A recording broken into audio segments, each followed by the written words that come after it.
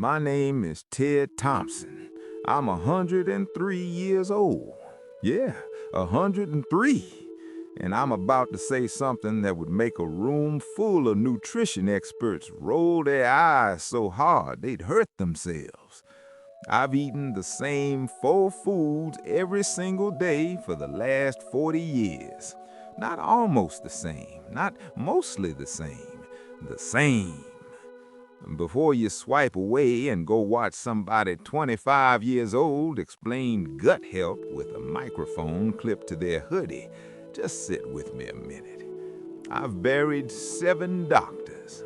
7 good men, smart men, degrees framed on the wall. Every one of them told me I was eating wrong. Back in 1985, Dr. Patterson stared at my blood work and shook his head. Said my cholesterol was too high, said eggs were dangerous, said butter was a problem. Handed me a paper with green foods and red foods like I was back in 3rd grade. Low-fat this, no yolks, margarine instead of butter, lean chicken, no beef. He talked slow, like I didn't understand. I tried it for a few weeks. Egg whites, dry toast, skinless chicken. I felt weak, tired, snappy with my wife for nothing. So I stopped, went back to my eggs. Dr. Patterson died at 71, stroke. I'm still here, still frying my eggs. Let me tell you exactly what I eat. 3 whole eggs, fried in real butter, not that spray oil, not margarine, butter, the kind that comes from a cow. Whole eggs, yolk and all. For 40 years, they told me the yolk would kill me. Heart disease, clogged arteries, said I was playing Russian roulette. Well, I've been pulling that trigger 3 times a day since the early 60s. Still breathing. You ever think about what an egg actually is? It's everything needed to build a living animal. Bones, brain, muscle, blood, all sealed inside a shell. And we decided the center of it was the dangerous part. Doesn't make sense. Second thing, ground beef. 1 pound a day, 80% lean, 20% fat. I cook it in a cast iron skillet with salt. That's it. No sauce, no glaze, no complicated recipe from the internet, just beef and salt. They've been saying red meat causes cancer for as long as I can remember. My grandmother ate beef almost every day, lived to 96. My mother did the same, lived into her 90s. I've eaten it most of my life. None of us exploded. You know what's in beef? Iron, B12, zinc, protein. The same stuff people pay $50 for in little plastic bottles, except mine comes hot off a skillet. A cow eats grass and sunlight and turns it into muscle. That's not an accident. Meanwhile, folks are eating cereals shaped like cartoon characters and wondering why they feel tired at 35 years old. Third thing, 6 small red potatoes, boiled, skin on. That's it. In the 90s, they told me carbs were the devil. Put me on low carb for a few weeks. I felt like I'd been hit by a truck. No energy, short temper, couldn't think straight. So I went back to my potatoes. The potato is just energy from the ground. It kept families alive during wars, kept people fed during the Depression. It kept me alive when money was tight. Now people are scared of it because somebody on a podcast said insulin. Meanwhile, they're sipping sugar drinks labeled healthy.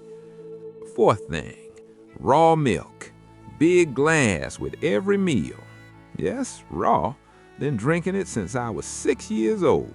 That's 97 years of so-called danger. Still waiting for the emergency. They say bacteria.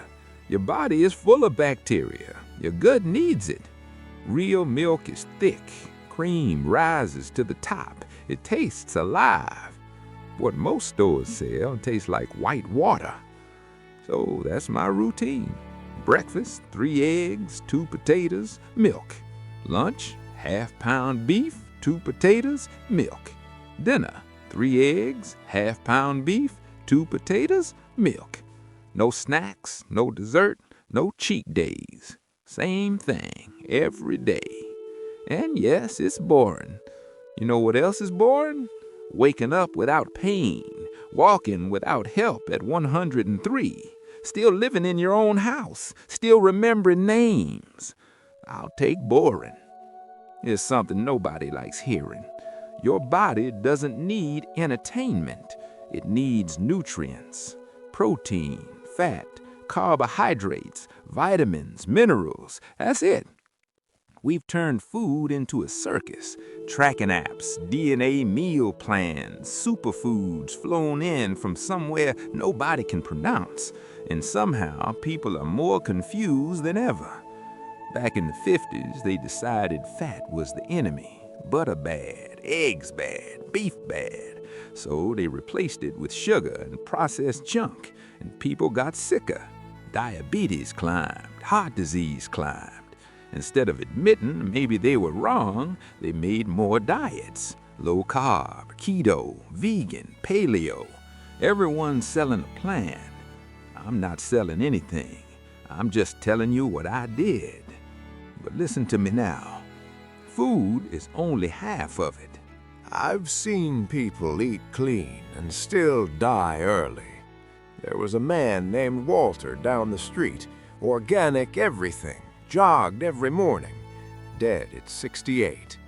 You know what he carried around? Anger. 40 years mad at his brother over money. That kind of bitterness doesn't stay in your head, it sits in your body. You want to last?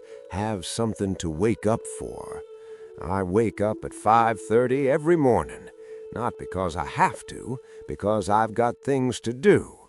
A garden that needs tending, a neighbor who still asks for help fixing his fence, a great-granddaughter who calls me every Tuesday. You need people, real people, not followers, not likes, people who sit next to you when things fall apart. And forgive people, not because they deserve it, because you deserve peace. I held anger toward my mother for years. She was hard, cold when stressed. I carried that weight for decades. The day I finally let it go, nothing about the past changed, but I felt lighter. Life will hurt you. That's not optional. I buried my wife 10 years ago, 68 years together. The day after her funeral, I sat at the kitchen table crying like a kid. My granddaughter walked in and didn't know what to say. I told her her grandmother always said I wouldn't know how to function without her. Turns out she might have been right. We laughed a little. Then we cried again. That's how you survive. I'm 103 years old. I don't pretend I've got endless time. Could be a year, could be tomorrow. So let me say this plain. Stop waiting. Stop waiting until you lose weight. Stop waiting until you make more money. Stop waiting for the right time. A friend of mine, Betty, always talked about retiring to the coast and opening a bakery. Just 10 more years, she'd say. She died 2 years before retirement. Never saw the ocean. Don't do that. Simplify your food so you can simplify your mind. I don't waste time deciding what to eat. I know what I'm making, I eat, I move on. That gives me space for what matters. Time with people, time in the garden, time to think. If I could talk to myself at 30, I'd say stop chasing. I worked too many late nights, missed dinners with my kids, missed my daughter's dance recital. For what? A bigger paycheck? None of that matters now. What matters are the moments I missed. I figured out my 4 foods at 63. Wish I'd figured it out at 23. Think of all the years I wasted eating junk, feeling tired, feeling foggy. Love people while they're here. I had a stupid fight with my sister in my 40s, didn't talk for 3 years. She died suddenly at 53. I never got to fix it. Don't carry grudges. They're heavy. I've lived through 2 world wars, seen presidents come and grow, watched the world change in ways I never imagined. But some things haven't changed. Your body needs real food. Your heart needs real connection. Your life needs purpose. That's it. Everything else is noise. I eat the same 4 foods every day because it works for me, because it keeps things simple, because it gives me strength to focus on what matters. There's no secret hack, no magic supplement, just real food, real love, real presence. Now go fry some eggs and call your mother. I'm Ted Thompson, 103 years old, still here, still cooking, still not done.